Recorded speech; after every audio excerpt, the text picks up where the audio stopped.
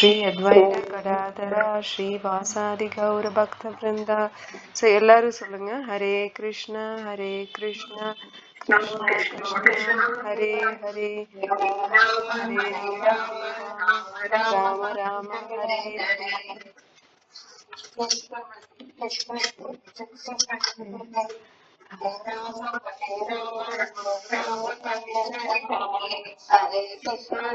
கிருஷ்ணா கிருஷ்ணா கிருஷ்ணா ஹரே ஹரே, ஹரே ராம ராம ராம ஹரே ஹரே. ஹரே கிருஷ்ணா. ரொம்ப நன்றி எல்லாத்துக்கும். தண்டவத் பிரணாம்ஸ் இன்னொரு முறை. ஸோ நம்ம பகவத்கீதை உண்மையுருவில் பார்த்துட்டு வரோம். ஸ்ரீல பிரபுபாதரோட மொழிபெயர்ப்பு பொருளுரை 2வது அத்தியாயத்துல இருக்கும், கீதையின் உட்பொருள் சுருக்கம். இதுல 55வது ஸ்லோகம் வரைக்கும் பார்த்திருக்கோம். இப்ப 56வது ஸ்லோகம். நேற்று ஸ்லோகத்துல அர்ஜுனன் வந்து சித்த பிரக்ஞா வந்து எப்படி நடந்துக்குவாங்க, எப்படி பேசுவாங்க, எப்படி உட்காருவாங்க அப்படிங்கிற ஒரு பக்தரோட அறிகுறிகளை தெரிஞ்சுக்கிறதுக்காக அர்ஜுனன் நான் பார்த்தோம். நம்ம இல்லையா கேக்குறாங்க கிருஷ்ணர் கிட்ட. சோ இப்ப நம்ம இந்த 56வது ஸ்லோகத்துல இருந்து பார்ப்போம். 55வது ஸ்லோகம் ஒரு தடவை நான் படிச்சிடுறேன்.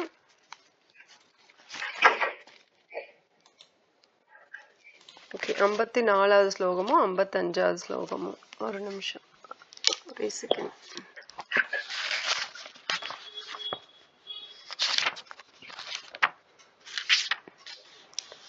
அர்ஜுன உவாச்ச ஸ்திதப்ரஜ்ஞஸ்ய கா பாஷா சமாதிஸ்தஸ்ய கேசவ ஸ்திததீஹி கிம் பிரபாஷேத கிம் ஆஷித விரஜதே கிம்.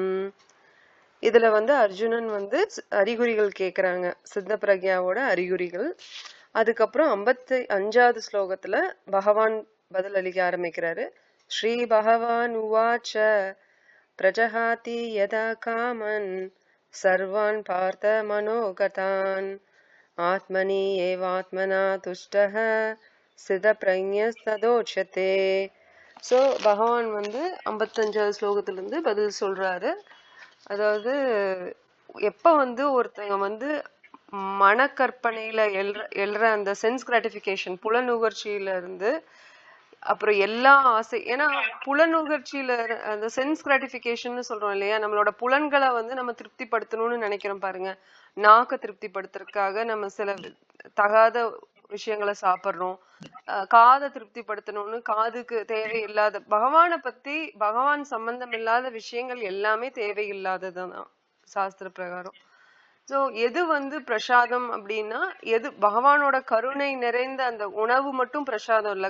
பகவானோட கருணையினால நமக்கு சில சூழ்நிலைகள் உருவாகுது இல்லைங்களா, பாக்குறதுக்கு என்னமோ கஷ்டம் போல இருக்கலாம், பட் அந்த சூழ்நிலை கூட அது பிரசாதமா நம்ம ஏத்துக்கிற மனப்பக்குவத்தை நம்ம கொண்டு வரணும்.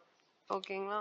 சோ அதுதான். சோ கிருஷ்ணர் சொல்றாரு, புருஷோத்தமராகிய முழுமுதற் கடவுள் கூறினார், பார்த்தனே, எப்போது ஒருவன் தனது மன கற்பனையினால் எழும் புலனுகர்ச்சிக்கான எல்லா ஆசைகளையும் துறந்து தூய்மையடைந்த மனதுடன் தன்னில் திருப்தி அடைகின்றானோ அப்போது அவன் தெய்வீக உணர்வில் நிலை பெற்றவனாக அறியப்படுகிறான்.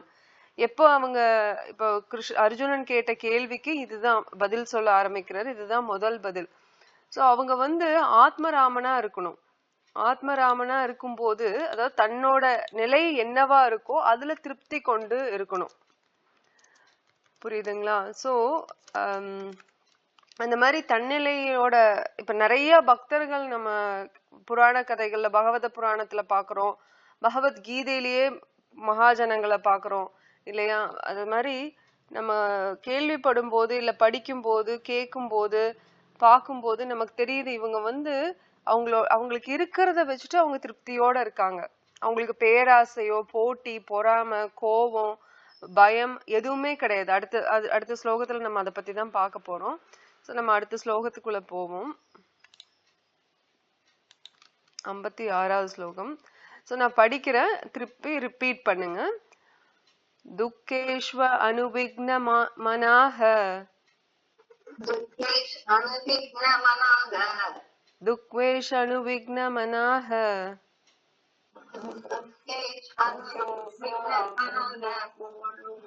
सुखेषु विगत स्पृहः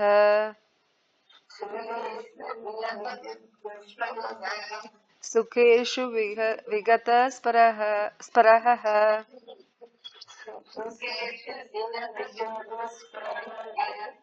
वीतराग भय क्रोधः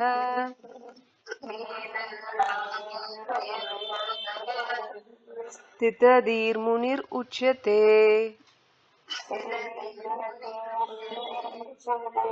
स्थितधीर्मुनिर् उच्यते।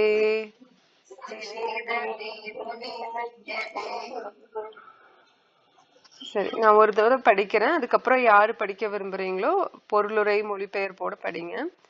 दुःखेष्वनुविघ्नमनाः सुखेषु विगतस्पृहः वीतराग भय क्रोधः स्थितधीर्मुनिरुच्यते. யாரு படிக்க விரும்புறீங்க மாதாஜி? ஹரே கிருஷ்ணா. படிங்க. படிங்க.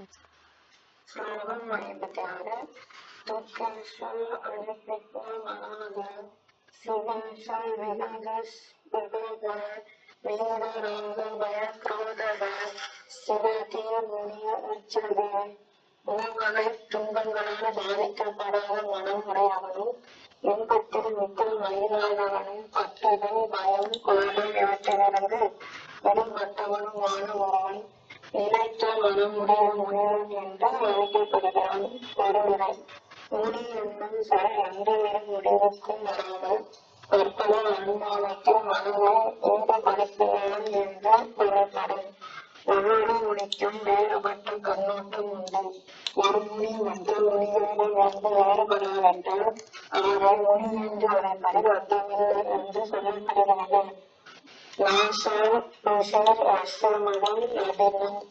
ஆனால் ஸ்திரதீர் முனி என்று பகவானால் என்று கூறப்படுவது சாதாரண முனிவர்களிடமிருந்து வேறுபட்டவர். கற்பனை கருத்துக்களை உருவாக்கும் தொழிலை கைவிட்டு விட்டதால் ஸ்திரதீர் முனி எப்பொழுதும் கிருஷ்ண உணர்வில் இருக்கிறார். அவர் பிரசாந்த விஸ்வாச மன பிரபாந்த என்று அறியப்படுகிறார்.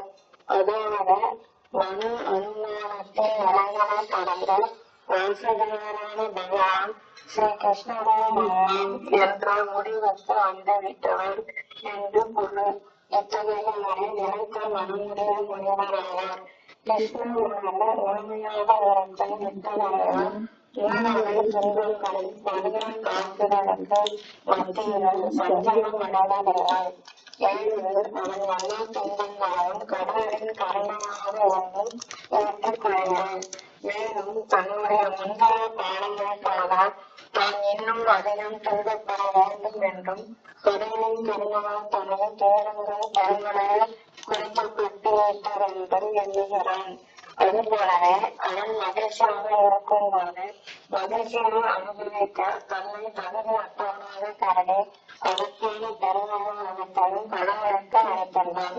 மேலும் கடவுளின் கருணையினாலேயே இத்தகைய வசதியான சூழ்நிலையில் அவருக்கு சிறப்பான சேவையை தன்னால் செய்ய முடிகின்றது என்று உணர்கிறான். இறைவனின் தொன்றில் எப்பொழுதும் துணிவுடனும் மேற்புணர்ச்சியுடனும் செயலாற்றுகின்றான். பற்றினாலும் பிறவினாலும் அவன் பாதிக்கப்படவில்லை.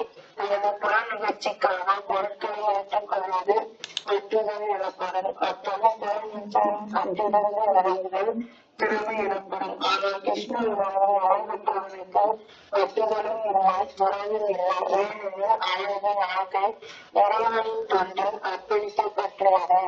எனவே தனது முயற்சிகள் வெற்றி பெறாததோடு அவன் கொஞ்சம் கூட பாதம் அடைவதில்லை. வெற்றியால் தோல்வியில் கிருஷ்ண உணர்வில் உள்ளவன் தனது உறுதியில் எப்போதும் நிலையாக உள்ளான். ஹரே கிருஷ்ணா. ஹரே கிருஷ்ணா. தேங்க்ஸ் மாதாஜி. ஸோ இந்த ஸ்லோகம் பார்த்தீங்கன்னா பகவத்கீதை 56வது ஸ்லோகம் 2வது அத்தியாயத்துல இல்லைங்களா? ஸோ இந்த ஸ்லோகம் வந்து ஆத்மராமன் போன ஸ்லோகமோட கண்டினியூஷன் தான். ஸோ அந்த ஆத்மராமனா இருக்கிறவங்க, அதாவது தன்னோட ஆத்மாவாகிய தான் தன்னிலையில இருந்து அதுலயே ஆனந்தத்தை காண்றவங்க, அப்படின்னா என்னன்னா, வெளியில இருக்கிற விஷயங்கள் வந்து அவங்களுக்கு வந்து சந்தோஷத்தையோ துக்கத்தையோ கொடுக்க போறது கிடையாது. அவங்க வந்து எதனால அந்த நிலையில இருக்காங்க அப்படின்னா, ஹரிபக்தியில இருக்கிறதுனால அவங்களுக்கு வந்து வெளியில இருக்கிற சந்தோஷமோ துக்கமோ 3 வகையான துக்கங்கள் இருக்கு இல்லையா?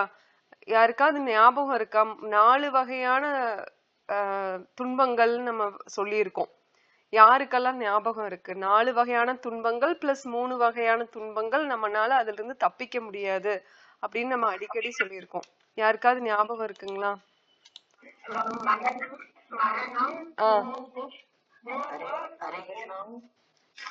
ஹரே கிருஷ்ணா மாதாஜி. சொல்லுங்க. ஜெயலட்சுமி மாதாஜி, நீங்களும் அதை தானே சொன்னீங்க? தேங்க்ஸ் மாதாஜி. சரி, இது பிறப்பு, இறப்பு, வயோதிகம், ஓல்டேஜ், ஐ மீன் வியாதி, டிசீஸ், இந்த 4 விஷயங்கள் அத நம்ம அதுல இருந்து தப்பிக்க முடியாதுன்னு பார்த்தோம். இன்னொரு 3 விஷயங்கள் யாருக்கு ஞாபகம் இருக்கு? நேத்து கூட அத பேசணும்னு நினைக்கிறேன் நானு அத பத்தி.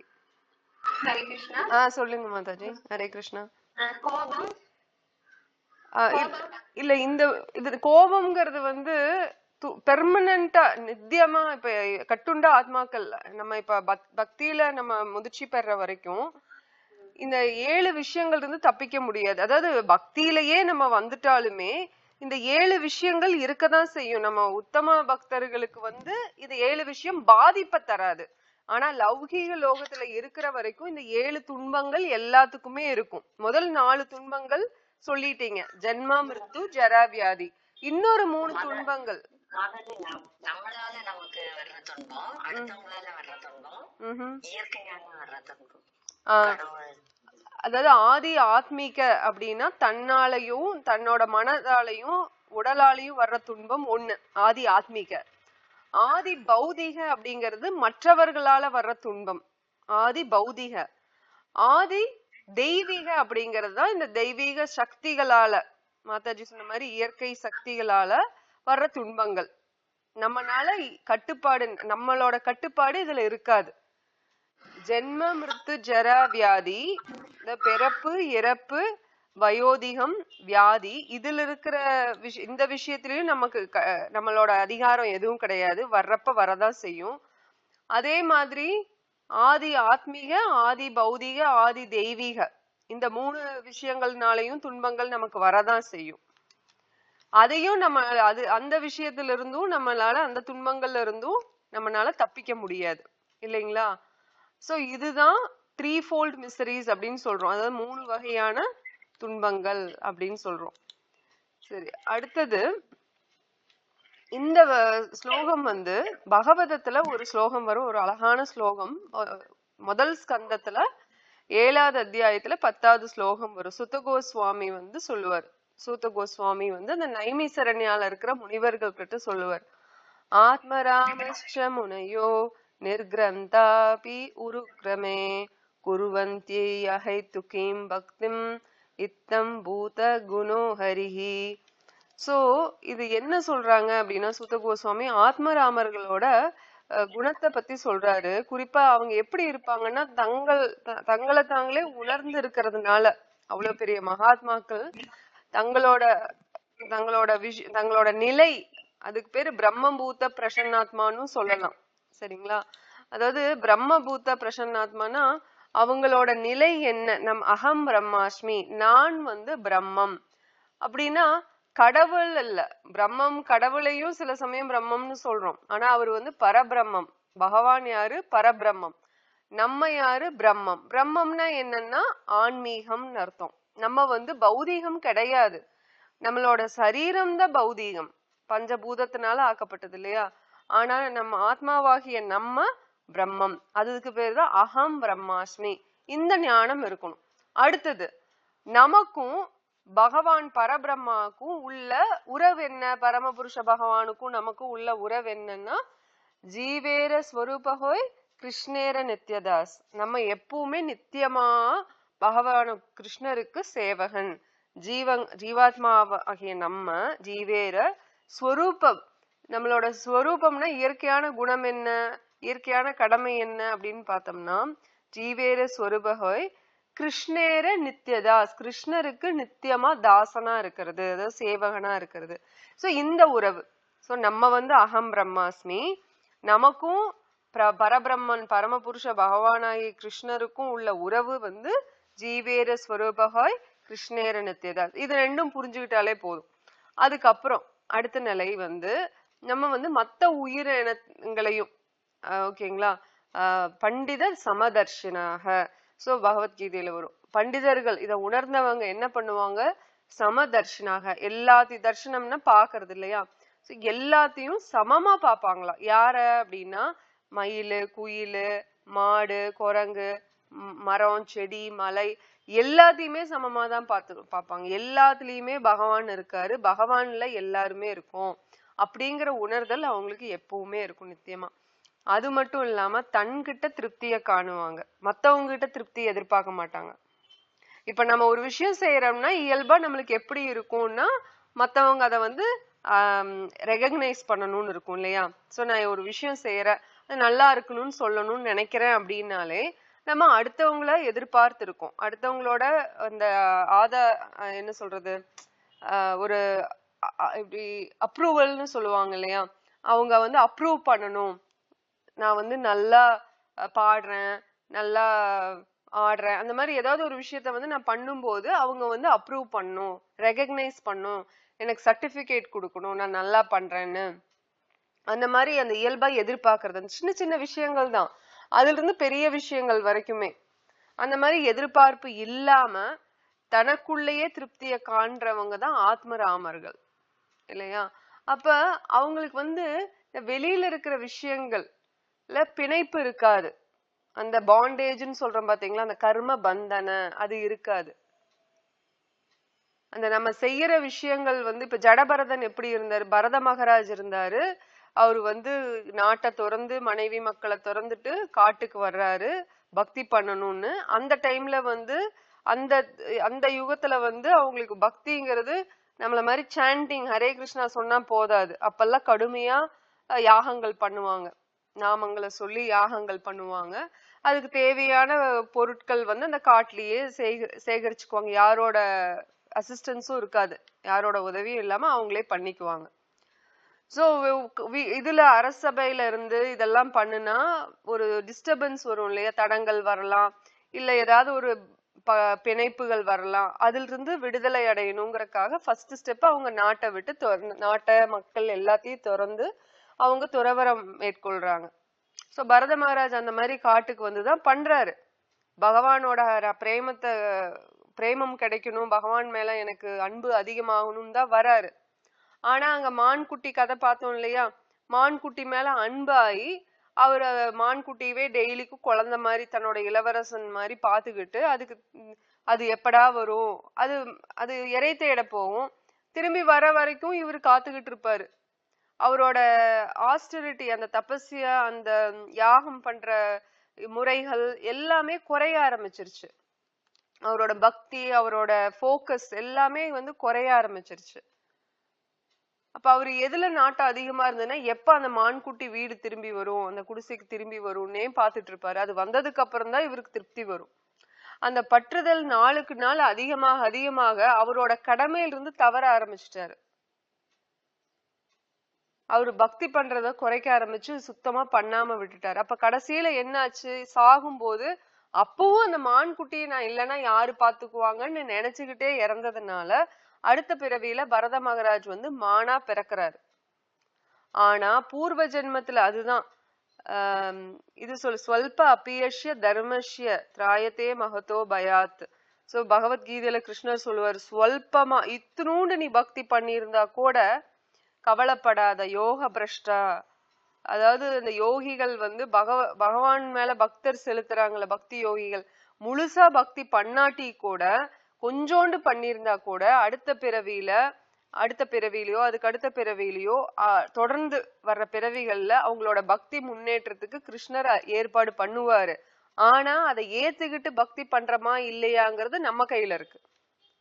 வாழைப்பழத்தை உரிச்சு கொடுத்துருவாரு, வாயில வைக்கவும் செய்வாரு, நம்ம கடிச்சு முழுங்கணும். ஆனா நம்ம அதை முழுங்கல, கடிக்க மாட்டேன் அப்படின்னு வச்சுக்கிட்டே இருந்த. நேற்றுக்கு ஒரு உதாரணம் பார்த்தோம் இல்லைங்களா, ஓமை, கயிறை மேல இருந்து தூக்கி போடுறதுக்கு ஆள் இருக்கு, கயிறை புடிச்சு கிணத்துல இருந்து மேல வர்றதுக்கு நம்ம முயற்சி செய்யணும். அப்படி பண்ணல அப்படிங்கிற பட்சத்துல நம்மளால மேல ஏறி வர்றதுக்கு முடியாது, அவங்க உதவியும் செய்ய முடியாது. அவங்க செய்யறதுக்கு தயாரா இருக்காங்க, மேல நின்னுட்டு கயிறே போட்டாச்சு, கயிறை புடிச்சுக்கோன்னு சொல்றாங்க. ஆனா நான் முடியாது, நான் மத்த விஷயத்துல ஆர்வம் காட்டுவேன்னா நம்மளோட லைஃபுக்கு யாரும் கேரண்டி கிடையாது. அடுத்த பிறவியில நம்ம திருப்பியும் மனுஷனாவோ இல்ல வேற ஏதாவது மிருகங்களாவோ இல்ல மரம் செடியாவோ தான் பிறக்க முடியும். இந்த கர்மாக்கு தகுந்த மாதிரிதான் பிறக்க முடியும். இல்ல தேவி தேவர்களா கூட பிறக்கலாம். ஆனா பக்தர்களா மறுபடியும் நம்ம வரணும் அப்படின்னா, நித்தியமா வைகுந்த லோகத்துக்கு போய் பக்தி சேவை பண்ணணும் அப்படின்னா இந்த பிறவிலேயே இந்த பிசினஸ முடிக்கணும்னு பிரபுபாத் சொல்றாரு. என்ன பிசினஸ்னா நல்லா பக்தி பண்றது, ஸ்ரவணம் பண்றது, கேட்கறது, பகவானை பத்தி தினசரி கேட்கறது, அவரை பத்தி படிக்கிறது, அவரோட பக்தர்கள் சங்கத்துல இருக்கிறது அப்படின்னு. சோ இந்த ஆத்மராமர்கள் வந்து பரமபுருஷன் பகவான் ஹரிய திருப்திப்படுத்துறதுக்காகவே நித்தியமா அவங்களோட பக்தி தொண்டுல ஈடுபடுவாங்க, நித்தியமா பக்திய வந்து செய்யணும்னு விருப்பப்படுவாங்க. அப்ப இந்த மாதிரி இருக்கிற ஆத்மாக்கள் வந்து வெளியில விஷயங்களை தேட மாட்டாங்க, அவங்களுக்கு உள்ளேயே தான் இருக்கு அப்படிங்கறத புரிஞ்சுக்குவாங்க. அப்ப உள்ளுக்குள்ளேயே இருக்கு அப்படின்னா அவங்களுக்கு எப்படி இருக்கும்னா, வெளியில வந்து சந்தோஷ துக்கம் சுக துக்கம், இந்த இடத்துக்கு சுகேஷு சுகேஷு துக்கேஷு, சோ சந்தோஷமும் வரல. நம்ம வாழ்க்கையில பௌதீக லோகத்துல துவந்தங்கள்னு பார்த்தோம் இல்லையா? துவந்தங்கள்னா என்னன்னு சொல்லுங்க யாராவது. பௌதீக லோகத்துல எப்பவுமே துவந்தங்கள் இருக்கும்னு பாத்திருக்கோம் இல்லையா? துவந்தங்கள்னா என்ன ஞாபகம் இருக்குங்களா? சொல்லுங்க மாதாஜி.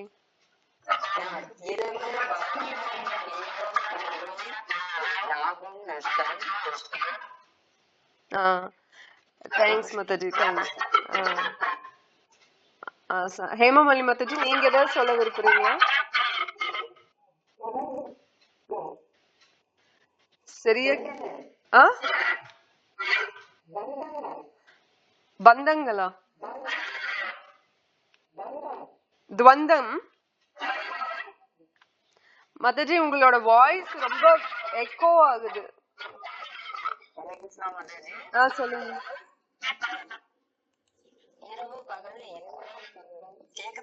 கேக்குது சங்கரி மாதாஜி, நீங்க சொன்னதெல்லாம் கேட்டுருச்சு. ஹேமமாலி மாதாஜி ட்ரை பண்ணாங்க சொல்றதுக்கு, ஆனா அவங்களோட பேக்ரவுண்ட் ரொம்ப நாய்ஸியா இருந்ததுனால கேட்க முடியல. தேங்க்ஸ் சங்கரி மாதாஜி. துவந்தங்கள்னா என்னங்க மாதாஜி? தொடர்புகள்னு சொல்ல முடியாது.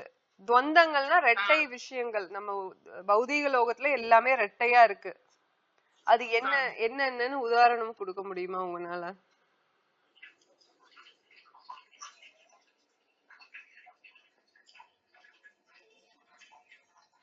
ஓகே, சோ நம்ம மாதாஜி எல்லாம் சொன்ன மாதிரி இரவு பகல், பாவம் புண்ணியம், நல்லது கெட்டது, லாபம் நஷ்டம், சுகம் துக்கம், வெற்றி தோல்வி, இந்த மாதிரி விஷயங்கள் நம்மளோட பௌதீக லோகத்துல நம்ம வாழ்க்கையில சந்திச்சுட்டே தான் வரோம் இல்லையா? யாரும் இதுல இருந்து தப்பிக்க முடியாது.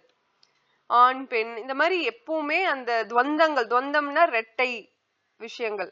அப்ப ரெட்டை விஷயங்கள் அந்த பௌதீக லோகத்துல இருந்துட்டே தான் இருக்கும். ஆனா இந்த மாதிரி விஷயங்கள் அந்த தீர ஸ்திததி முனிகி, அப்ப அந்த மைண்ட் யாருக்கு ஸ்டேபிளா இருக்கோ, அவங்களுக்கு தீராவா இருக்காங்களோ அந்த மாதிரி ஆட்களுக்கு வந்து இது பாதிக்காது.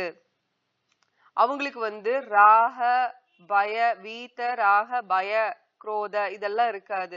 வீத்தன்னா இந்த வீத்தன்னா எதுல இருந்தெல்லாம் விடுதலை அடைவாங்க அப்படின்னா, ராகன்னா அந்த பற்றுதல், பயனா பயம், குரோதனா கோபம், இதுல இருந்து அவங்க விடுதலை அடைஞ்சிருப்பாங்க.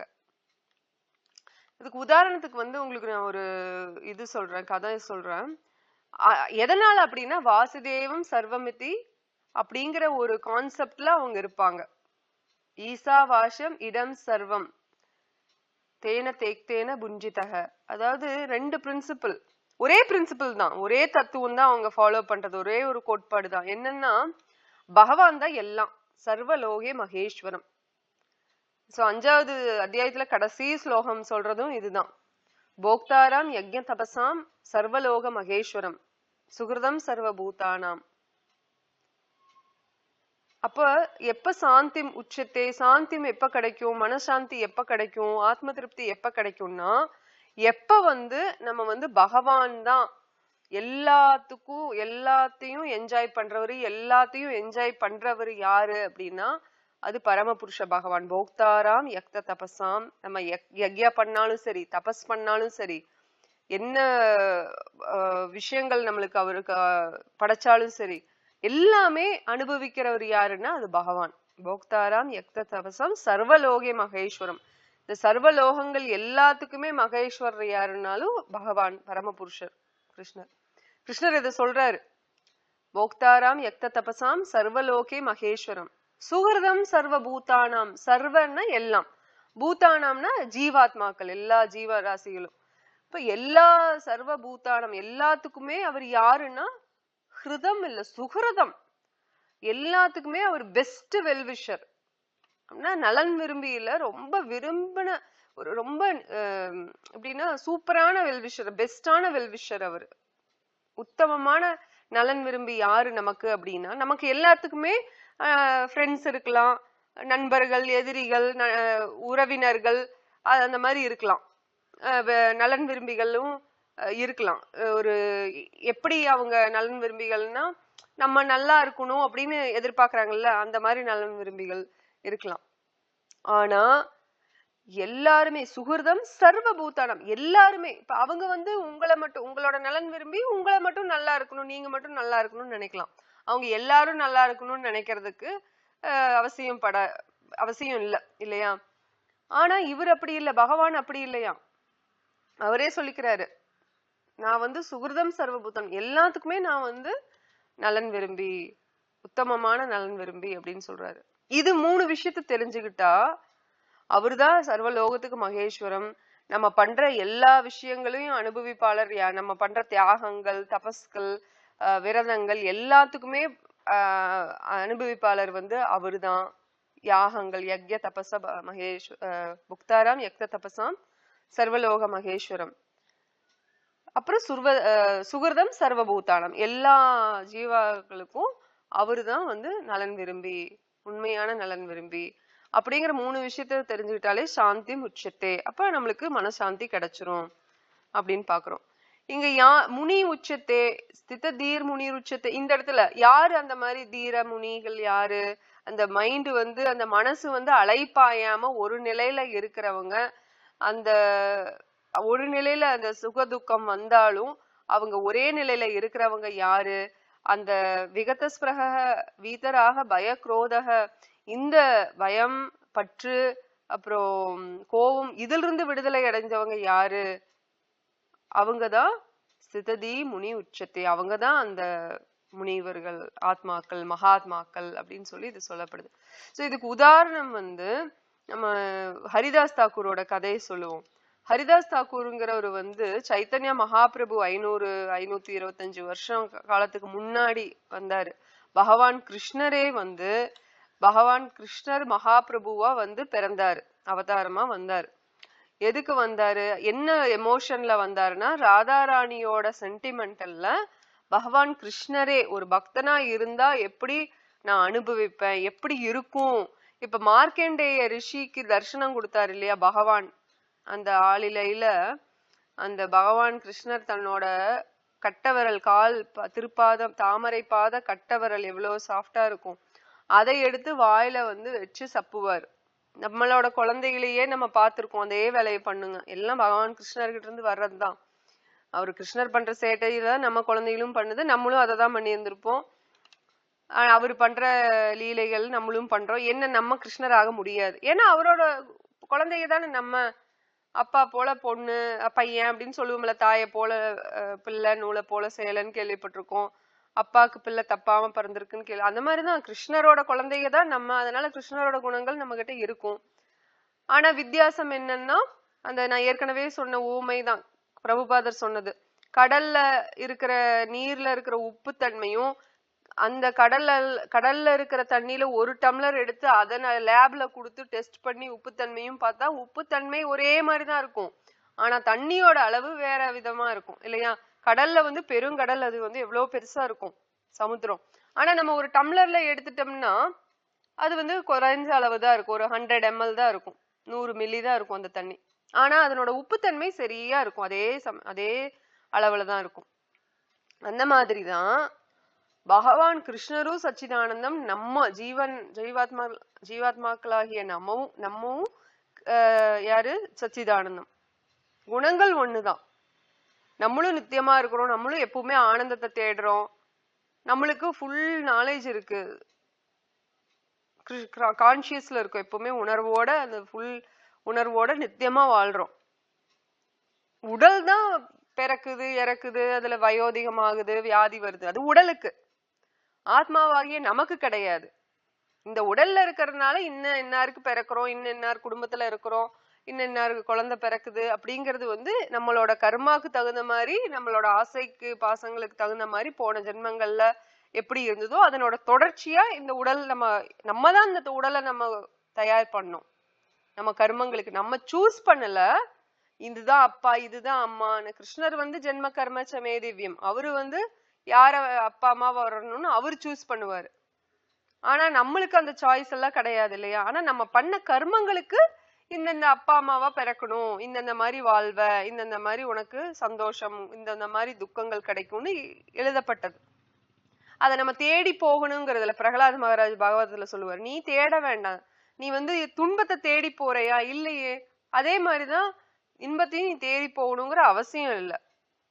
அதுவா துன்பம் எப்படி தன்னால வருதோ இன்பமும் தன்னால வரும், உனக்கு இருக்கிற பாவ புண்ணியங்களுக்கு தகுந்த மாதிரி.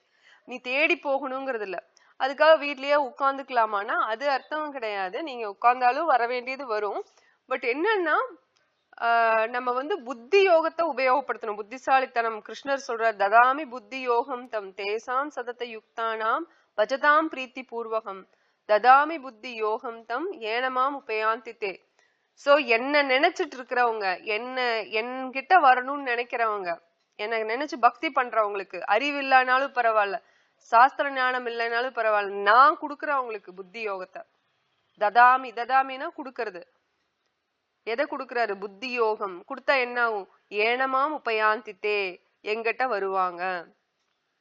ஏன்னா அவங்க வந்து பஜதாம் பிரீத்தி பூர்வகம், அவங்க வந்து அவ்வளவு சந்தோஷத்துல பஜனை பண்றாங்க, பகவான் பக்தி பண்றாங்க. எப்படி பண்றாங்க? தேசாம் சதத்த யுக்தானாம், சதா நித்தியமா பண்றாங்க, கான்ஸ்டன்டா பண்றாங்க. பஜதாம் பக்திய வந்து அந்த மாதிரி பண்றாங்க. அதனால அவங்களுக்கு என்ன நடக்குது அப்படின்னா, நான் அவங்களுக்கு அந்த மாதிரி விருப்பத்தோட அந்த பக்தி பண்றதுனால நான் அவங்களுக்கு ததாமி புத்தி யோகம். நம்ம வருத்தப்பட வேண்டாம், ஐயோ எனக்கு சாஸ்திரம் தெரியலையே, சம்பிரதாயம் தெரியலையே, ஒண்ணுமே தெரிய வேண்டாம். பகவான் தெரியுமில்ல, கிருஷ்ணர் தான் முன்முதற் கடவுள்னு தெரிஞ்சாலே போதும், நீங்க வைகுந்தத்துக்கு தகுதி உள்ளவங்க அப்படின்னு சைத்தன்ய மகாபிரபு சொல்றாரு. ஒரு தடவை ஹரிநாமத்தை சொன்னா போதும். அதுக்கு என்ன அர்த்தம்னா, நீங்க உள்ள வரக்கு தகுதி ஆயாச்சு, நீ பக்தி நல்லா பண்ணலான்னு அர்த்தம். அதுக்காக நான் ஒரு தடவை ஹரிநாம் சொல்லிட்டேன் அவ்வளவுதான், பினிஷ்டு, பிசினஸ் பினிஷ்டுன்னு சொல்லிட்டு அடுத்த வேலையை பாக்குறதுக்கு போயிடக்கூடாது. அதுக்கு அது அர்த்தம் இல்ல. இதுக்கு அர்த்தம் என்ன அப்படின்னா, நம்மளுக்கு வந்து தகுதி இருக்கு, அதை நம்ம தான் வளர்த்திக்கணும். +2 முடிச்சுட்டா ஐஐடிக்கு போய் சேரலாங்கிறது தகுதி. ஆனா அதுக்கும் சில விஷயங்கள் இருக்கு இல்லையா, அந்த இடைப்பட்ட விஷயங்கள்னு ஒண்ணு இருக்கு பாத்தீங்களா. ஐஐடிங்கிறது பெரிய institute of technology, Indian institute of technology, பெரிய லெவல்ல இருக்கு, ஹை கிளாஸ் காலேஜ், அது இன்ஜினியரிங் காலேஜ். அதுல வந்து ரொம்ப டாப் கிளாஸ் ஸ்டூடெண்ட்ஸ் தான் அதுல போக முடியும். அப்போ +2 முடிச்சா போறதுங்கிறது பேசிக் ரெக்யூர்மெண்ட். ஆனா அதுக்கு வந்து சில சூட்சமங்கள் இருக்கு உள்ள போறோம்னா. எல்லாரும் தான் +2 முடிக்கிறாங்க, முக்காவாசி பேர் முடிக்கிறாங்க, இத்தனை லட்சம் பேர் வருஷத்துக்கு முடிச்சுட்டு வர்றாங்க அப்படின்னா எல்லாரும் போக முடியறது இல்ல. அது மாதிரிதான் நம்மளுக்கு தகுதி இருக்கு, ஆனா நம்ம தான் முயற்சி செஞ்சு அடுத்தடுத்த நிலைக்கு போகணும். ஸ்ரதா, சாது சங்கா, பஜன கிரியா, அனர்த்த நிவர்த்தின்னு ஒவ்வொரு நிலைக்கு நம்ம தான் போகணும். ஃபர்ஸ்ட் நம்பிக்கையை வளர்த்துக்கணும். பகவான் கிருஷ்ணர் தான் முன்முதற் கடவுளுங்கிற நம்பிக்கையை வந்து சாஸ்திர பிரகாரம் நம்ம நம்பணும்.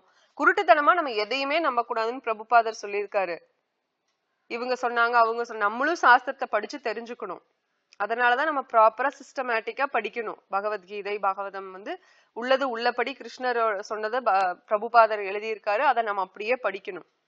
நம்மளோட சொந்த கற்பனை, அது ஞானிகள் பண்ற வேலை. சொந்த கற்பனை ஞான யோகம்ங்கிறது அதுதான். அவங்க அதுல வந்து சந்தோஷப்பட்டுக்குவாங்க. அவங்களே இதுவா இருக்குமா அதுவா இருக்குமான்னு கற்பனையில போறது. அவங்க கர்மயோகிகள் வந்து என்ன பண்ணுவாங்கன்னா பழங்கள் தன்னோட கர்ம பலத்தை எதிர்பார்த்து கர்மயோகங்கள் பண்றது. அதுவும் நமக்கு வேண்டாம். அந்நிய அபிலாஷிதா சூன்யம் ஞான கர்மாதி அனாவிருத்தம் அனுகூலியேன கிருஷ்ண அனுசீலனம் பக்தி உத்தம. உத்தம பக்தி எது அப்படின்னா எந்த அனுகூலியும் வேணாம். எனக்கு ஞான மூலியமா வர்றதோ கர்மா மூலியமா வர்றது எனக்கு எதுவுமே வேண்டாம். எந்த அனுகூலியும் இல்லாம நான் வந்து பகவானுக்கு பக்தி செய்யணும். எந்த எதிர்பார்ப்பும் இல்லாத பக்தி, அதுதான் உத்தம பக்தி அப்படின்னு சொல்லப்படுது.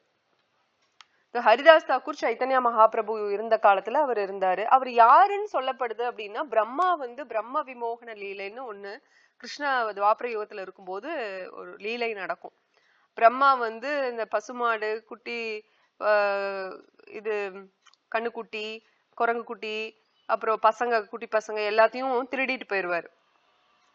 அப்ப கிருஷ்ணர் வந்து தேடிட்டு இருப்பாரு, எங்க பசுக்களை எல்லாம் காணும்னு தேடிட்டு இருக்கும் போது பிரம்மா வந்து யார் இந்த பையன் ரொம்ப வினோதமா இருக்கானே அப்படின்னு கிருஷ்ணர்கிட்ட பிரம்மா தேவி தேவர்கள் எல்லாம் போய் கெஞ்சி இந்த ஒரே அசுரர்கள் தொல்லை அதிகமா இருக்கு, கம்சனோட தொல்லை அதிகமா இருக்கு நல்லா சொன்னங்கிட்டிதான் இவங்க கிருஷ்ணர் சரி நானே வந்து பிறக்கிறேன் அப்படின்னு சொல்லுவாரு. ஆனா என்ன ப்ராப்ளம்னா இந்த தேவி தேவர்கள் மறந்துடுவாங்க. நம்ம தான் சொல்லி அனுப்பிச்சு வச்சோம் அப்படின்னு சொல்றத அத ஞாபகம் இருக்கும். ஆனா இவர் வந்து பிறந்திருக்காரு, இவர் தான் பகவான்கிறதையே மறந்துடுவாங்க. இதுதான் வந்து மாயை, மகா மாயைங்கிறது. ரெண்டு மாயை இருக்கு, ஒண்ணு யோக மாயை, இன்னொன்னு மகா மாயை. யோக மாயைங்கிறது பகவான் கிருஷ்ணரோட சக்தி, எல்லாமே கிருஷ்ணரோட சக்தி தான். அந்தரங்க சக்தி பகிரங்க சக்தி நல்லா இருக்கு, எல்லாமே கிருஷ்ணரோட சக்தி தான். சொல்ல போனா எல்லாமே ஆன்மீகம் தான். பட் என்னன்னா அது பௌதீகமா நம்ம அது பிரிக்கப்பட்டிருக்கு. ஏன்னா பகவான் கிட்ட இருந்து வர்றது எதுவுமே பௌதீகம் ஆகாது இல்லையா, எல்லாமே ஆன்மீகம் தான். பட் அந்த சக்தி ஏன் பௌதீகமா பிரிக்கப்பட்டிருக்குன்னா இது தற்காலிகமா இருக்கு அப்படிங்கிறதுனால அது சொல்லப்படுது. இப்போ இவருதான் கிருஷ்ணரே தான் வந்து பிறந்திருக்காரு அசுரர்கள் கொல்லணும் அப்படின்னு சொல்லிட்டு, கம்சனை கொல்லணும் வதம் பண்ணணும்னு. ஆனா இவங்க மறந்துடுறாங்க. நம்ம எப்படி மகா மாயையில நம்மளும் பகவான் தான் கிருஷ்ணர் தான் பகவான்கிறத மறந்துறோம் இல்லையா, அந்த மாதிரி அவங்களும் மறந்துட்டாங்க. தேவி தேவர்களும் பிரம்மாவும் மறந்துட்டாரு, இதுதான் கிருஷ்ணர்னு தெரியல, அது மகாமாயை. ஆனா பகவான் கிருஷ்ணர் கூடயே நந்த மகராஜ் யசோதா மாயை அந்த குட்டி பசங்க கோபியர்கள் கோபர்கள் இவங்கெல்லாம் கூட இருந்தாங்க பாத்தீங்களா, அவங்களும் கிருஷ்ணர் தான் பகவான்கிறது தெரியாது அவங்களுக்கும். அது வந்து யோக மாயை. ஆனா என்ன வித்தியாசம்னா நம்ம மறந்ததுனால கிருஷ்ணரை கண்டுக்கிறது கிடையாது, கிருஷ்ணரை பத்தி நம்மளுக்கு கேரே கிடையாது. சில பேர் நாத்திகரா இருக்கிறாங்க கிருஷ்ணரை மறந்து, சில பேர் கிருஷ்ணர் இருக்காங்கன்னு தெரிஞ்சும் அவங்களுக்கு அவரை திருப்திப்படுத்தணுங்கிற எண்ணம் இல்லாம தன்னை திருப்திப்படுத்திக்கணும், தன்னோட குடும்பத்தை திருப்திப்படுத்திக்கணும், அவங்களுக்கு என்ன பிடிக்கும் அப்படிங்கறத பார்த்து போறாங்க. கிருஷ்ணருக்கு என்ன பிடிக்கும், இதை இன்னைக்கு கிருஷ்ணருக்கு பண்ணலாம் அதெல்லாம் அவங்களுக்கு தோணாது. தன்னோட குழந்தைகளுக்கு என்ன பிடிக்கும், தன்னோட குடும்பத்தாருக்கு என்ன பிடிக்கும் அதை நோக்கி போறாங்க இல்லையா, அது கர்ம பந்தனை. அது நம்மளை வந்து திருப்பி திருப்பி இந்த பிறப்பு இறப்பு சுழற்சியில தான் கொண்டு வரும். இப்ப இவங்கெல்லாம் யோக மாயையில இருக்காங்க இல்லையா, கிருஷ்ணரோட உறவினர்களா துவாபர யுகத்துல கூட லீலையில இருக்காங்க இல்லையா, பசங்க ஃப்ரெண்ட்ஸு பசுமாடு குரங்கு குட்டிக எல்லாமே வந்து கிருஷ்ணரை திருப்திப்படுத்தணுங்கிற எண்ணம் தான் அவங்களுக்கு. கிருஷ்ணர் பகவான்னு தெரியாட்டி கூட கிருஷ்ணரை திருப்திப்படுத்த எப்ப பார்த்தாலும் கிருஷ்ணர் ஏன் நினைச்சிட்டு இருப்பாங்க. பகல் பொழுதுல இந்த இவர் இப்ப காட்டுக்கு போய் மேய்க்கணுமே, இப்ப கண்ணுக்குட்டியெல்லாம் மேய்க்கணும் இல்ல, பசங்களோட போயிருவாங்க. அப்ப இந்த கோபியர்கள் எல்லாம் இருப்பாங்க இல்லையா, வயசான கோபி சின்ன பிள்ளை கோபி அப்புறம் யசோதா நந்த மகராஜ் இவங்க எல்லாம் இருப்பாங்க இல்லையா, வீட்டுல கிருஷ்ணர் நேரம் என்ன பண்ணிட்டு இருப்பானோ, சாப்பிட்டானா விளையாண்ட கை கழுவுனானா இது பண்ணானா அது பண்ணானு கிருஷ்ணரை பத்தியே சதா நினைச்சிட்டு இருப்பாங்க பகல் பொழுதுல. ஏன்னா கிருஷ்ணர் கூட இல்ல, கிருஷ்ணர் இதுக்கு போயிட்டாரு, வேலை செய்யறதுக்கு போயிட்டாரு மாடு மேய்க்க. அந்த சமயத்துல இவங்களுக்கு ஒரே ஏக்கமா இருக்கும், கிருஷ்ணர் எப்ப வருவாரு எப்ப வருவான் அப்படின்னு யோசிச்சுக்கிட்டே இருப்பாங்க. சரி வந்தாச்சு, வந்து படுத்ததுக்கு அப்புறம் பசங்கனால விளையாட முடியாது இல்லையா. இப்ப பசங்க காலையில பொழுது ஃபுல்லா பசங்க கிருஷ்ணரோட இருந்தாங்க. இப்ப பொழுது முடிஞ்ச உடனேயும் கிருஷ்ணர் குடும்பத்தோட போய் இருக்கணுமே. நந்த மகாராஜ் யசோதா வந்தோடனே உடனே ஊட்டி விடுறது என்ன, குளிக்க வைக்கிறது என்ன, ஊட்டி விடுறது என்னன்னு ஒரே கொஞ்சல்சா இருக்கும், உங்க பாசம் பொங்கிட்டு இருக்கும். இப்ப பசங்க எல்லாம் அவங்கவுங்க வீட்டுக்கு போயிடணுமே, போய் தூங்கணுமே, நைட்டு பொழுதெல்லாம் ஏக்கமா இருக்கும். இப்ப கிருஷ்ணன் என்ன பண்றானோ.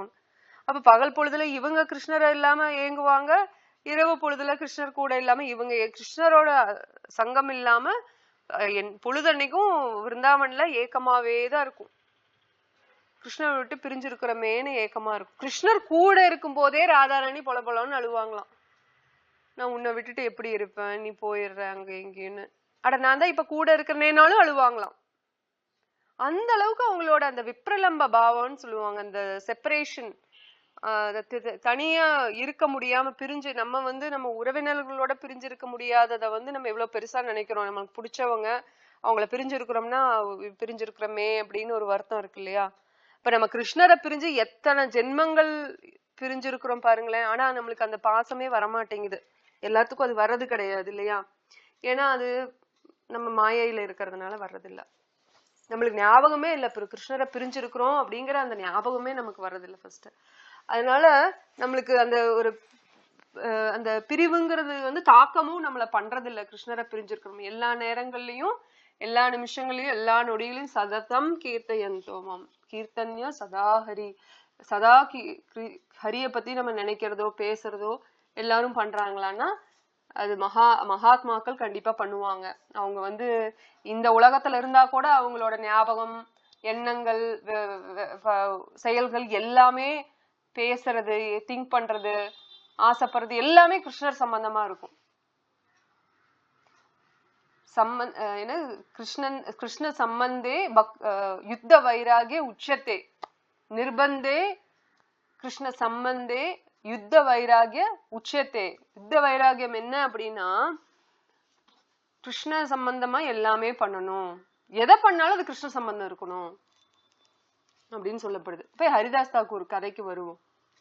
இவர் வந்து முஸ்லிம் ஃபேமிலியில பிறக்கிறாரு. ஆனா அவர் பிறந்ததுல இருந்தே அவருக்கு ஒரு இவர் இந்த பிரம்மா இருக்காருல்ல, நான் சொன்னேன் இல்லையா, அவர் வந்து இந்த மாதிரி ஒரு அபச்சாரம் பண்ணிடுறாரு இல்லையா. கிருஷ்ணர் வந்து கிருஷ்ணர்னு தெரியாம அவரோட ஃப்ரெண்ட்ஸ் எல்லாத்தையும் கடத்திட்டு போயிடுறாரு, கண்ணுக்குட்டி குரங்குக்குட்டி எல்லாத்தையும். இப்ப கிருஷ்ணர் என்ன பண்றாரு, அவங்க காணாம போனதுனால வீட்டுல தேடுவாங்கன்னு சொல்லிட்டு கிருஷ்ணரே வந்து அந்த கண்ணுக்குட்டியாவும் குரங்கு குட்டியாவும் பசங்களாவும் அவங்க தாய் கிட்ட போய் சேருவார். அப்ப என்ன ஆகும்னா எல்லா தாய்களும், குரங்கு தாய், பசு, அம்மாக்களுக்கு கோபியர்கள், அம்மா கோபியர்கள் இருப்பாங்க, எல்லாத்துக்குமே கிருஷ்ணரே குழந்தையா ஒரு வருஷம் கூட இருப்பாங்க.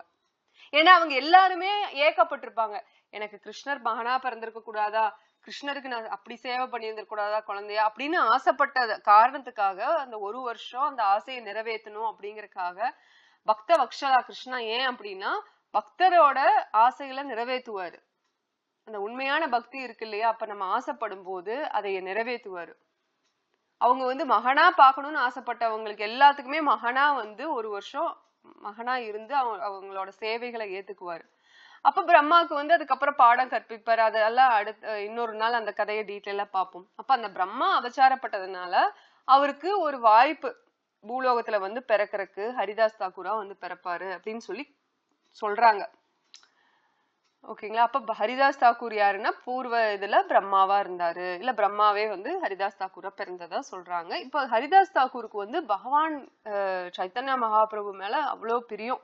எப்ப பார்த்தாலும் ஹரிநாமத்தையே சொல்லிட்டு இருப்பாரு. 3 லட்சம் முறை, ஒரு நாளைக்கு 3 லட்சம் தடவை ஹரிநாமத்தை சொல்லுவாராம். சொல்லாம தூங்குறதோ சாப்பிடறதோ எதுவும் பண்ண மாட்டார், சொன்னதுக்கு அப்புறம் தான் எல்லாம் பண்ணுவாரு. இப்ப அவரு மேல நிறைய முஸ்லிம்களுக்கு வந்து கோவம், பிராமணர்களுக்கே சில பிராமணர்களுக்கே அவர் மேல கோவம். அவங்களுக்கு வந்து என்ன இவன் இப்படி பண்றான், ஹிந்துவோட இதை ஃபாலோ பண்றாங்க. அதாவது ஹரிநாமம்ங்கிறது எந்த ஒரு மதத்தை சார்ந்தது கிடையாது, இது சனாதன தர்மம் இல்லையா. அப்ப எதுவுமே இது சார்ந்தது கிடையாது. அப்ப இந்த இவரு வந்து ஹரிதாஸ் தாக்கூர் வந்து யாரு என்ன சொன்னாலும் ஹரிநாமத்தை கைவிடவே மாட்டாரு, எப்பவுமே ஹரிநாமத்தை சொல்லிட்டே இருப்பாரு.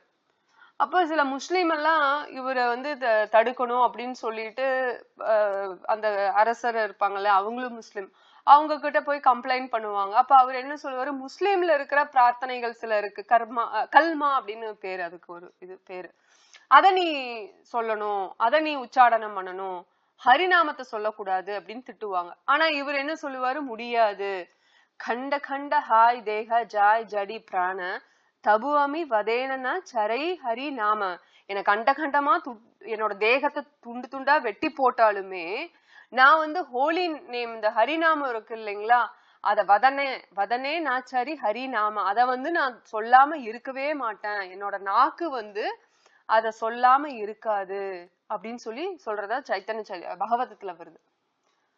அப்போ உடனே இந்த அதிகாரிகள் என்ன பண்றாங்க, ஹரிதாஸ் தாக்கூரை வந்து தண்டனை கொடுக்கணும் அப்படின்னு சொல்லிட்டு 22 இடத்துல 22 இடத்துல வந்து அவரை வந்து சாட்டையால அடிக்கணும்னு சொல்லி தண்டனை கொடுத்துட்றாங்க. அதையும் ஏத்துக்கிறாரு. பிரகலாத் மகாராஜ் எப்படி ஹிரண்யகாசிப்பு எத்தனை முறை தண்டனை கொடுக்கறதா நினைச்சிட்டு அவரோட உடம்ப வருத்துவாரு, பிரகலாத மகாராஜோட உடலை வருத்துற மாதிரி எத்தனை விஷயங்கள் பண்ணுவாரு. ஆனா அந்த நாராயண நாமத்து மேல இருக்கிற அந்த பற்றுதல்ல எப்ப பார்த்தாலும் நாராயண, ஓம் நமோ நாராயணான்னு சொல்லிட்டே இருப்பாரு பிரகலாத மகாராஜ். அதனால அவருக்கு வந்து எங்க போய் விழுந்தாலும் எல்லாமே மேல இருந்து அந்த குன்று மேல இருந்து தள்ளி விட்டாலும் அவருக்கு வந்து பஞ்சுமத்தையில வந்து உழுகிற மாதிரிதான் இருக்கு. நாராயணன் புடிச்சுக்குவாரு. பாம்பு பொத்துக்கள் எல்லாம் பாம்புல இருந்து அனந்தசேஷன் எல்லா பாம்புக்கும் தலைவர் அனந்தசேஷன் தான். இப்ப பாம்புகள் கிட்ட விட்டா அவரோட வம்சம் தானே இது, எனக்கு ஏன் இவங்க தீங்கு பண்ண போறாங்கன்னு சொல்லுவாரு. யாரு எதுல தீங்கு இருந்தாலும், விஷம் இருந்தாலும் அந்த இந்த சமுத்திர மந்தன்ல இருந்து வந்த விஷம் இருக்கு இல்லையா, இந்த மாதிரி எல்லாமே ஒரு சாஸ்திரத்தோட ரிலேட் பண்ணி இதனால எனக்கு எப்படி தொந்தரவு வந்துட போகுது, அதனால எனக்கு எப்படி ஆபத்து வந்துட போகுது, எல்லாமே பகவானோட இச்சையில நடக்கிறதாச்சே, பகவானோட அனுகிரகத்துல வர்றது தானே, இதுல இருந்து எனக்கு எப்படி ஒரு துன்பம் வரப்போகுது, அதனால எனக்கு இது எதுவுமே துன்பம் கிடையாதுன்னு 5 வயசு பையன் பிரகலாத் மகாராஜ் எல்லாத்தையுமே சந்தோஷமா எடுத்துக்குவாரு. அந்த மாதிரி ஹரிதாஸ் தாக்கூரும் இவ்வளவு கொடுமைப்படுத்தி சாட்டையில அடி வாங்கி முதுகெல்லாம் பழுத்திருக்கும், செவப்பா இருக்கும். அப்பவும் கூட அவரு வருத்தப்படவே மாட்டாரு. அவர் வந்து சதா கீர்த்தனம் பண்ணிட்டே இருப்பாரு ஹரிநாமத்தை. அடிக்கிறவங்களுக்கே அவங்களுக்கு ரொம்ப சங்கடம் ஆகி, ஐயோ இவ்வளோ சக்தியா இருக்காரேன்னா இவருக்கு கண்டிப்பா தெய்வ சக்தி இருக்கு, தெய்வீக சக்தி இருக்குன்னு சொல்லிட்டு அவங்க மன்னிப்பு கேட்டு அவங்க போயிருவாங்க. அப்புறம் அவர் சாண்டிங் பண்றதும் எங்க ஜபம் பண்ணுவாரு, ஹரிகிருஷ்ண நாமத்தை சொல்லுவாருன்னா, மரத்துல சில சமயம் குகை மாதிரி இருக்கும் இல்லைங்களா, மரமே பெரிய மரத்துல நடுவுல குகை மாதிரி எல்லாம் இருக்கும்ல, அதுக்குள்ள உட்காந்துக்குவாரு. வெளியில தொந்தரவு வரக்கூடாதுன்னு அங்க போய் உட்காந்துக்கணும். ஆனா அங்கெல்லாம் விஷமுள்ள பாம்புகள் நிறைய இருக்குமா. அப்போ இவரை பாக்குறதுக்கு பக்தர்கள் வர்றப்ப கூட அவங்க எல்லாம் பயந்துகிட்டே வருவாங்க. இவரை பார்த்து ஆசீர்வாதம் வாங்கணும்னு வந்தா கூட இந்த பாம்புகளை நினைச்சு பயந்துக்குவாங்க, தயங்குவாங்களாம். இவரு உடனே அந்த பாம்புகளை பார்த்து அப்படியே போங்க அப்படின்னு சொல்லி ரொம்ப மெதுவா பக்குவமா சொல்ல அது பாட்டுக்கு போயிருமா. இவர் பேசுறது அது கேட்குங்களாம். ஏன்னா மகாத்மாக்கள் வந்து ஏன்னா பண்டித சமதர்ஷனா, எல்லாத்தையும் சமமா பாக்குறவங்களுக்கு பாம்பு என்ன மனுஷங்க என்ன, ஏன்னா இதை விட சாஸ்திரம் என்ன சொல்லுது, மனுஷங்களோட விஷத்தை தவிர பாம்போட விஷம் எவ்வளவோ பரவாயில்லையா. நம்ம மனுஷங்க கிட்ட இருக்கிற நாக்குல வர விஷம், அதாவது கடுமையா சொற்கள் நம்ம பேசுறதோட விஷத்தை விட பாம்பு கிட்ட இருந்து வர விஷம் ஒன்றும் பெரிய விஷமே இல்லை அப்படின்னு சொல்லப்படுது. ஸோ இவரு ஒன்றும் பயந்துக்கல, பாம்பை நினைச்சு மற்றவங்களுக்கு உதவி செய்யறதுக்காக பாம்பை போன்னு சொன்னா அது பாட்டுக்கு போயிருந்தான்.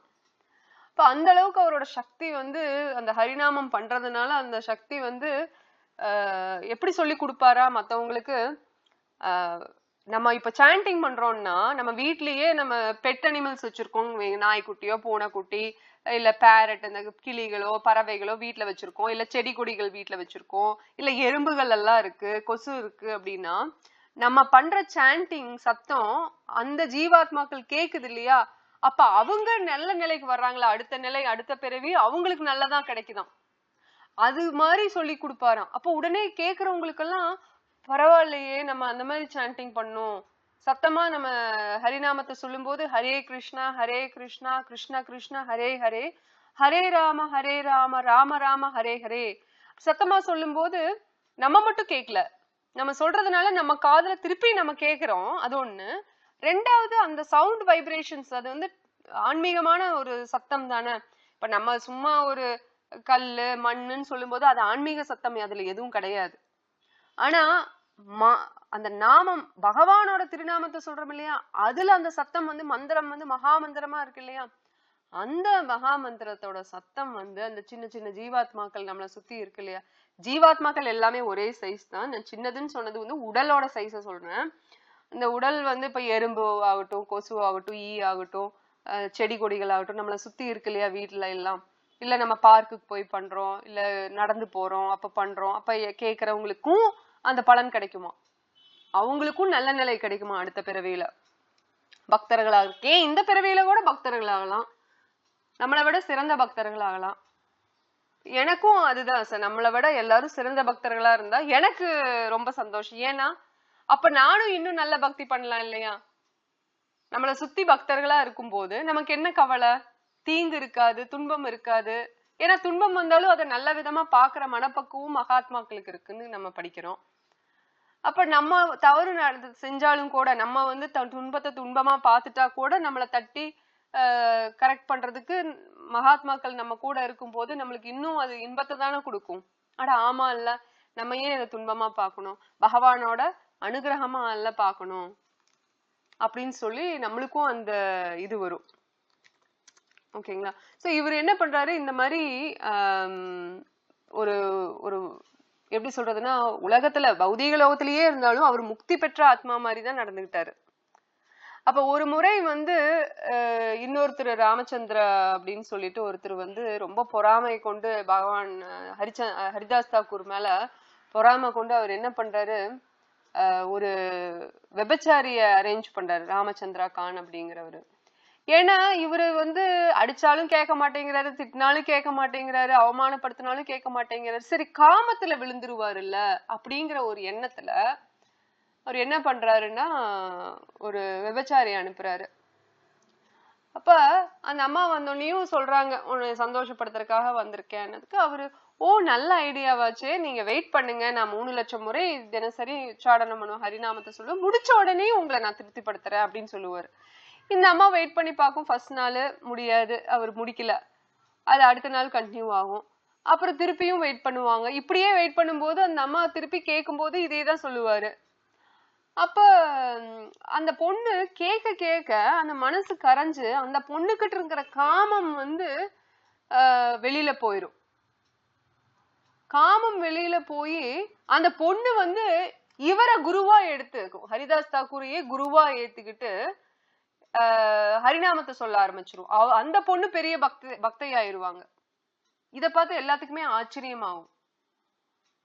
சோ இந்த அளவுக்கு அவரு இருந்ததுனால, சக்தியோட இருந்ததுனால பகவான் சைத்தன்ய மகாபிரபுவே இவரு வந்து ஹரிநாம ஆச்சாரியரா இவரை நியமனம் பண்ணார். ஹரிதாஸ் தாக்கூரை வந்து ஹரிநாம ஆச்சாரியரா. ஏன்னா இவரு இவ்வளவு லட்சக்கணக்குல சாண்டிங் பண்றாரு அப்படின்னு. ஸ்ரீல பிரபுபாத் என்ன சொல்லியிருக்காருன்னா, அவரு ஹரிதாஸ் தாக்கூர் அவ்வளவு லட்சம் பண்ணாருதான், நீங்க அவ்வளவு லட்சம் பண்ண வேண்டாம், நம்ம வேலை செய்யணும். என்ன வேலை செய்யணும்னா பக்தி பிரச்சாரம் பண்ணணும், மத்தவங்களுக்கு பக்தியை கொடுக்கணும், அந்த வேலையில நம்ம ஈடுபடணும்.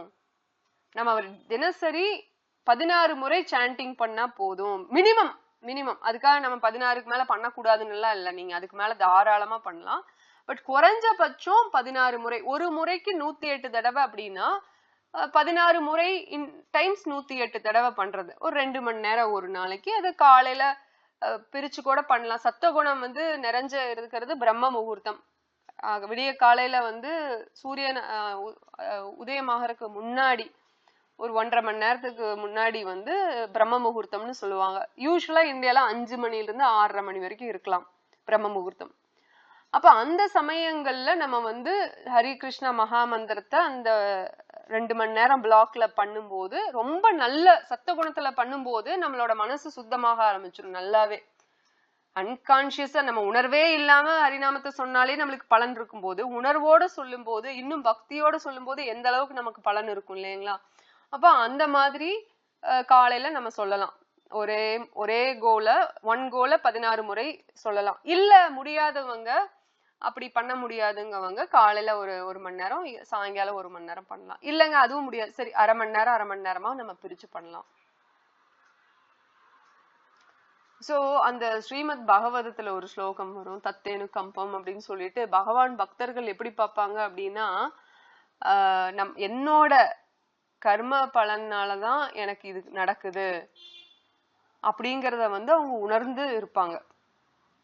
உன்னோட கருணையாலதான் எனக்கு இந்த துன்பம் வந்திருக்கு, எனக்கு இந்த துன்பம் வர்றதுக்கு காரணமே நான் தான், என்னோட பூர்வ என்ன சொல்றது, துர்கர்மாக்கள் தான் இதுக்கு காரணம் அப்படின்னு சொல்லி அவங்க நினைச்சு பகவான் கொடுக்கிற இன்பமாகட்டும் துன்பமாகட்டும் எல்லாத்தையும் சமமா பாக்குறவங்க தான் தீர முனிகி.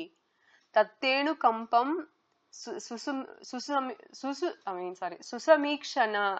சுசமீக்ஷமானோ தத்தேனு கம்பாம் சுசமீக்ஷமானோ புஞ்சன ஏவாத்மா கிருத்தம் விபாகம். சோ பகவதத்துல இது வரும் 10வது ஸ்கந்தத்துல. சோ அவங்கதான் வந்து அந்த மாதிரி நினைக்கிறவங்களுக்கு கண்டிப்பா முக்தி உண்டு, கண்டிப்பா அவங்க வைகுந்தத்துக்கு போவாங்க. யாருக்குன்னா இந்த மாதிரி நினைக்கிறவங்களுக்குன்னு இந்த ஸ்லோகம் சொல்லுது.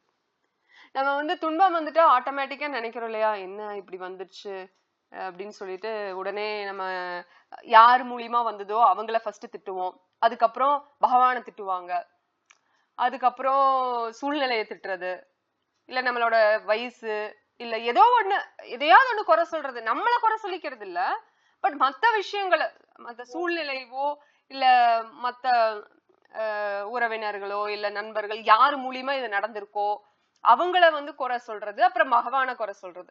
அந்த மாதிரி இல்லாம தத்தேனு கம்பாம் சுசமீக்ஷமானோ.